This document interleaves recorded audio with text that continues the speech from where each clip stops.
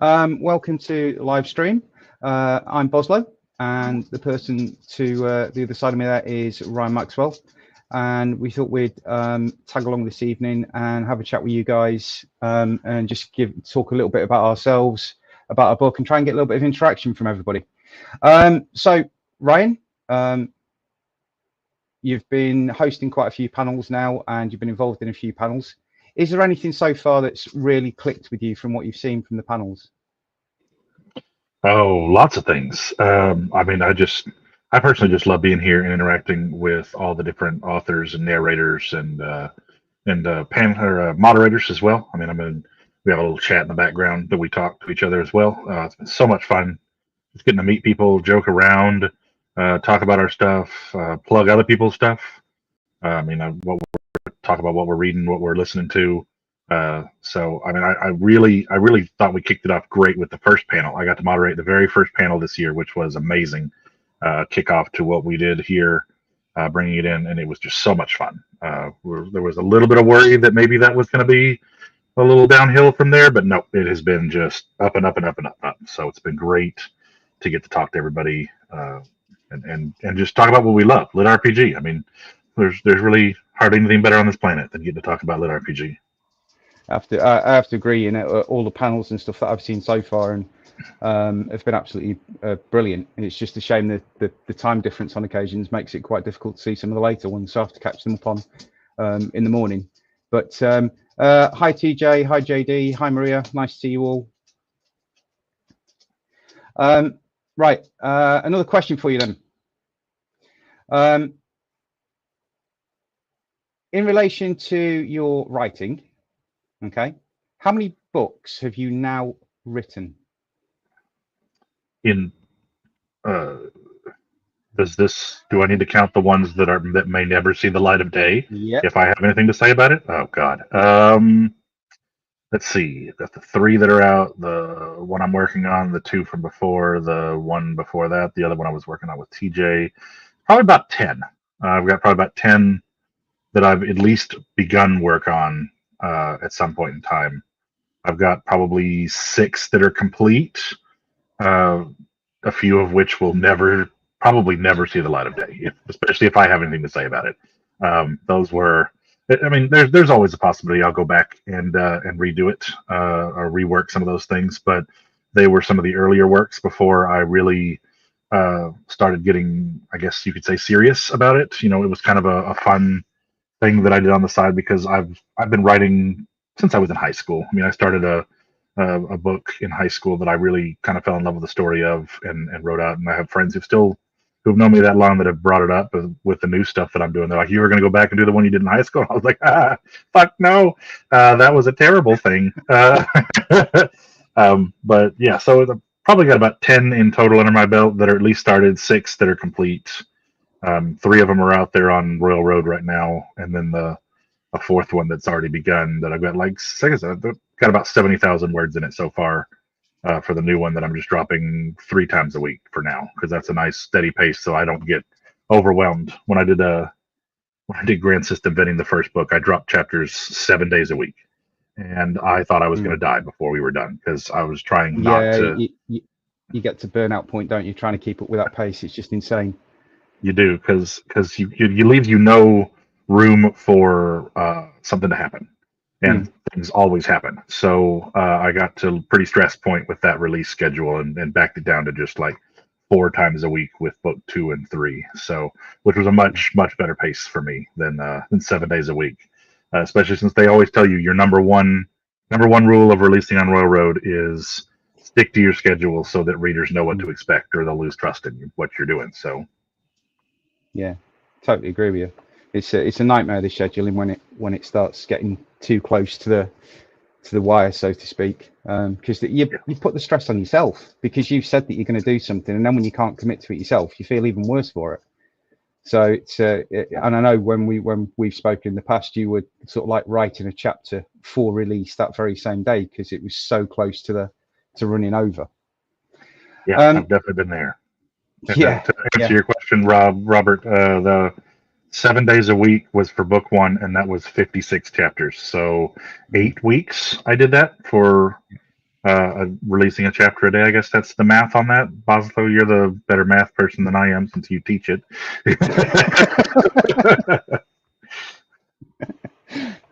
Yeah, seven times 8. Yeah.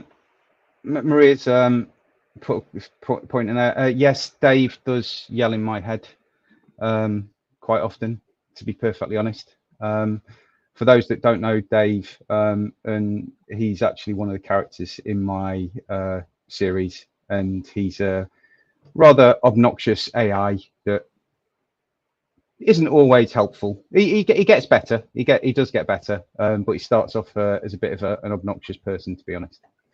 Yeah, I love Dave. So I think it's time to switch the script just a little bit here for you, which Mhm. is I've been reading One Flew Over the Dragon's Nest, and I plugged it last night on the which panel was that? The OP items panel, because TJ asked what we were reading, so or recommendations. I was like, you need to go read One Flew Over the Dragon's Nest because it is fantastic. I absolutely love the story and the characters. I really love Dave because Dave is my spirit animal when it comes to real life. It's exactly how I would be if I was an AI. So, what gave you the inspiration to start that series? I've been writing another series that was very dark, very sort of well, it was very grim dark. And at the time, I was speaking to TJ quite a bit, and I remember sending him one passage at one point where I'd got to a point where it was seriously, seriously dark, and he went, "No, don't put that in the book." And things that it wasn't what I class as mainstream, so I just went away from it. And started this idea came in my head about having a Fey assassin. Don't know why a Fey assassin came into my head, but it did. And then I just started creating this story called One Flew Over the Dragon's Nest, and it's all basically stemmed from there. 3 books are written. The last few chapters of book 3 release on Royal Road over the next couple of weeks. I've started book 4. And I've also got a side novella and another story as well that's related to the world, but not actually the same time as same time as that one. So I've had chances to plug these already. I want to hear your plug for One Flew Over the Dragon's Nest real quick. Tell everybody what this is about and why they should go read this book. I'll tell them why they should read this book afterwards, and it's probably going to come off as a little bit of a threat, but that's just who I am. It's a bit of everything. I wouldn't say it's sort of like a cozy, wholesome slice of life elements.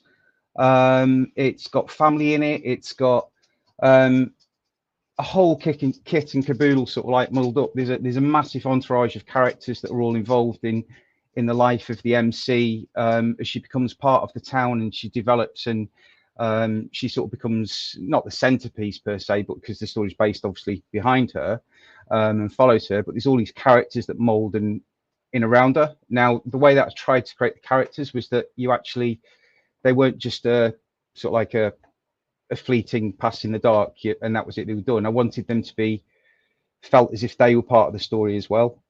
So there's just this massive entourage of people that basically supporting SJ as she progresses in this new world, with her initially very sarcastic, I will say, AI called Dave.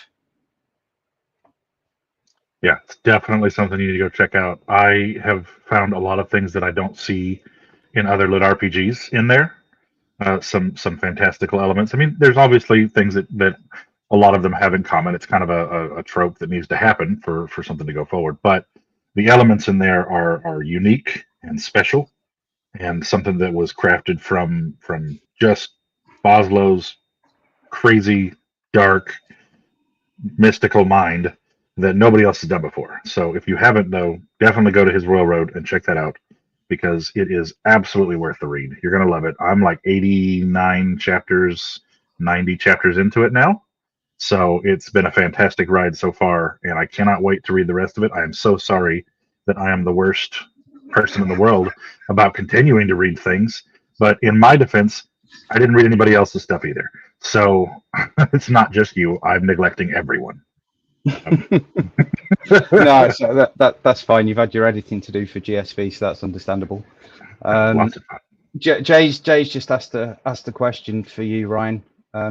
Which is better, GSV or Dragon's Nest? Oh, it's definitely the Good Guys. That's probably the better one of those. No, but I don't think that's a fair comparison because No, they're those two completely stories different. are so different. Mm-hmm.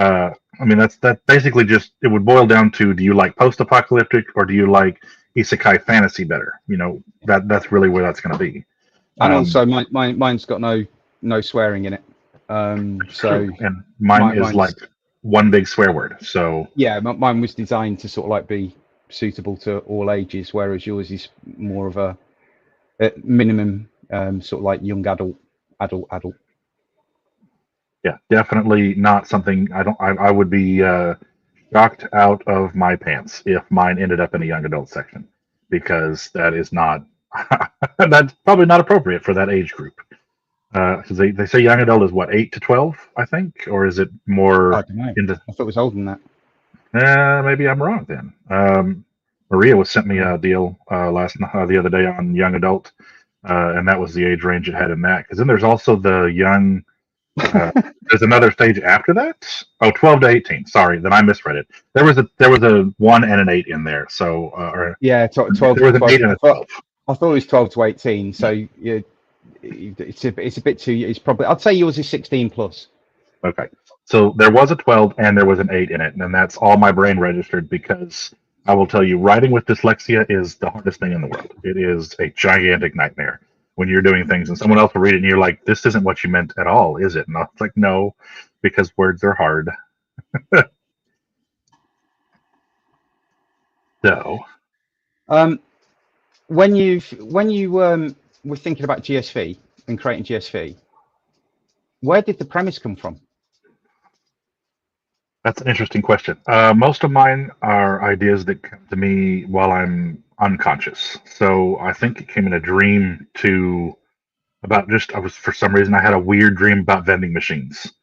And I was like, well, that would be funny, wouldn't it? If everything they did, because I was like, I want to write a different book. I wrote another book series before this called Dragon Rider that I really loved the idea for, but the book was not so good. So I was like, I need to do something different. I need to break away from this. I've been trying too hard and too often at this, and I was like, so what do I need to do separately? And I was thinking about building something, and then I thought, like, okay, so they get these items, and vending machines make sense, right? They could get items from a vending machine as long as I made it magic and did a little hand wavium about how items get into the machine, and just With the help said, of Bob.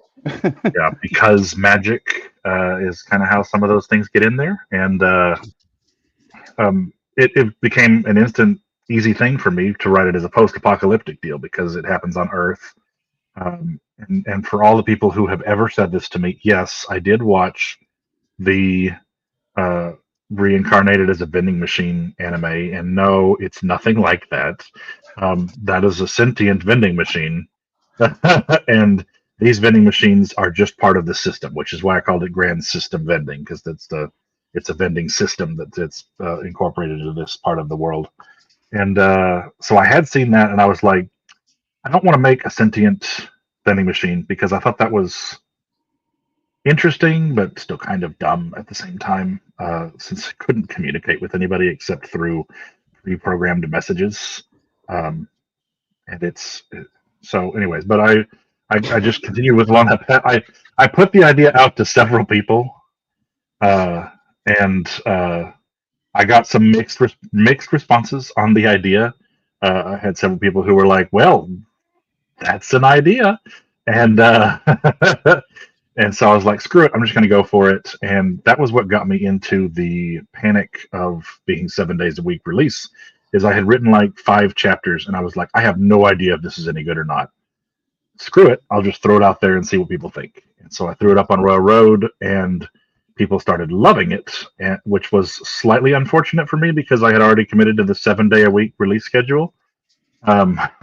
which is where I almost died a couple times in trying to keep up with that. So I guess, long story short, it was a bit of a dream mixed with some other elements that I'd seen in other places to try to make something that was going to be fun for me to write, not just fun for reading, but I needed something that's fun to write. And that was why I had a group of friends at the beginning instead of just the one person standing by themselves and then having to make friends in whatever world they're dropped into. Mm. One thing that I wanted to just sort of like chat about was the sort of like the community that we have here on the Lit RPG side. It's like Ryan, we've never met in person. We've spoken on several occasions, but we are normally messaging each other at least every day. And if there's one thing that I've discovered since I've been involved in the genre, is just how much support everybody gives everybody else. There's been there was times when I was writing where I was like hitting a brick wall, not quite sure where to go, and then just chatting to yourself as an example, I was able to sort of like get some focus back, refocus, and carry on.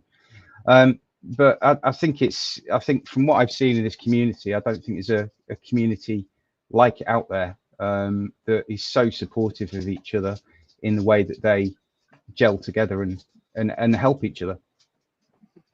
Yeah, it's not like anything I've ever seen before in communities. I mean, you find some little niche places that, like, maybe you're all playing a game in like you formed a guild in that, and you'll have like a little chat group where people have something in common that they can kind of bond over. But that, even then, most of the you'll never know, Paul. I'm not going to show you. It is a secret. And nice guess, Tim, but I'm not going to tell you if that's correct or not. So, ha ha ha ha. And anyway, but like, so a lot of times you'll find people that you can find, a certain thing in common with, but it's really unique to find this large of a group of people who can all get behind the same thing. And then not only are they behind the same thing, but you suddenly begin to realize how genuine. I think that's the biggest part for me, is how genuine these people are. Where if you have a question about something, I can reach out. I've reached out to Brian Norden even before I signed with Legion, and I was like, "Hey, I'm doing Royal Road.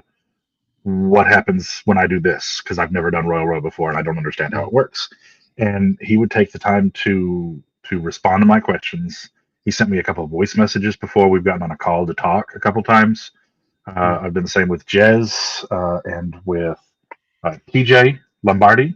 For those who have not met that amazing human being, he and I have talked multiple times, and it's not even about lit RPG stuff. I mean, the last 3 conversations I've had with TJ was just, how's life going, and we talked about how the job is, and how the family, and how his move has been going, and all this stuff. So it's amazing to find this group of people who is just so genuinely caring about other people and willing to help out immediately. I mean, I've seen some of the spats you can find in like fantasy and romance writing, where it's like every man for himself. They will not help you. No one will give you the name of their cover artist, and no one will tell you who does their editing and things like that. So to see something so real and beautiful and genuine is just like a slice of paradise when you can get online and find that with people. Yeah, I've got to agree with you. You just mentioning TJ there, he's actually got a takeover later on today, so he'll have his opportunity to show his gorgeous face off on the screen. Right, we wanted to do something a little bit different, and I don't know how long we've got left. We're about 19, 20 minutes. So probably 11 minutes, I think. Yeah, so probably got about 11 minutes. TJ will know all about this. We wanted to sort of do what 3 words type thing. So anybody can give us 3 words, 3 items, whatever they are, don't care. And then we will try and create a story between us, taking it in turns with sort of like a little few sentences or paragraph. So 3 things. If you can put them in chat for us, and then we'll see how we get on. Cool. And in the meantime, I'm just going to take a moment. I am going to Yes, steal this for a yes, second. we stole your game, TJ. We did steal your game. We did steal your game. And while we're waiting on those items to come in, I am going to steal just for a second to make sure that I mention a little bit more about GSV. I've talked some about it on the other panels, and I want to say that I think it's something that most people will end up liking. It is a lot of slapstick comedy. It is a lot of you should not be worried, TJ. I think you will be perfectly fine. It's a story about a group of friends who are slapped down in a post-apocalyptic event, and I've got some things that are trying to creep in front of me that are updating on my screen, and I'm just going to keep talking anyways. And these friends find themselves in a terrible, terrible situation, which ends up with a lot of fun, I think. Be warned that there is some gratuitous violence, and every other word is a swear word, so I apologize in advance for that, but it hit me like, what would you do if this was actually a post-apocalyptic event? And that's how I wrote it. You probably react with a lot of swearing in those things. The MC becomes a warlock, and I don't know what one of those is, TJ. I've heard the word before, but I'm going to have to Google it. And so anyway, the main character becomes a warlock, and he has this wonderful patron that I think everybody's going to love, named Azrock. So if you've read this before, you will know who Azrock is, and I think everyone should love him for what he is. But otherwise, you need to go find out who that is. And I don't know. Moose Knuckles is coming up on mine as a type of jackal. A food item? Please don't be a food item. Okay. I was like, please don't be a food item. That would be horrible. Slang. Oh, here we go. Yeah. Slang for visible outline of usually male crotch bulge through clothing. Oh, yeah, that makes more sense. Okay. The keratinized hoof of a moose. It's funny that most of the pictures are showing indentions, so that's clearly not what I expected from men's deals. And I'm scared to find out what would happen if I wore something that tight. It goes inside. Yeah. All right, so we have a lot of items there. Which ones do you want to pick?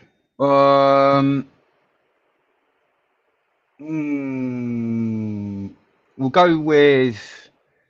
We'll start with cricket. Cricket. Okay, so we have cricket. Because that could be an animal or a sport, remember? Here. Could. I think it's spelled like the animal, though, there, right? Or are they spelled the same? Same. Ah, fuck. You using everything, and then you spelled it the same. What is wrong with you people?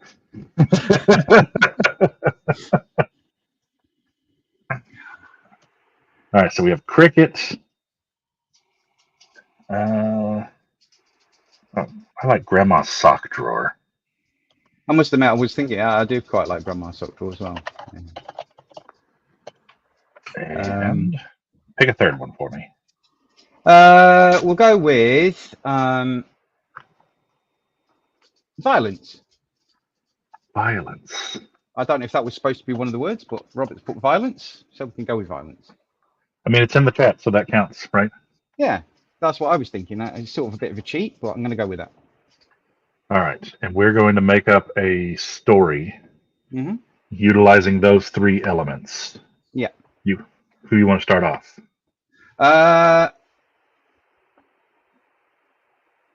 Good question. I'm still thinking. Let's go with